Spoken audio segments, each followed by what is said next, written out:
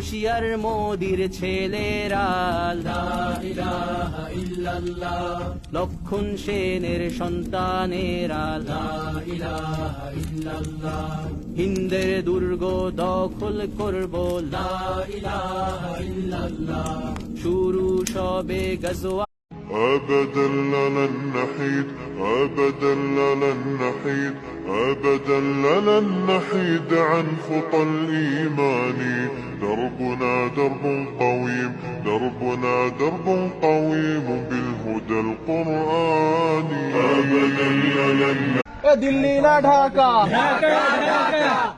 দালালি না রাজপথ, দিল্লি না ঢাকা,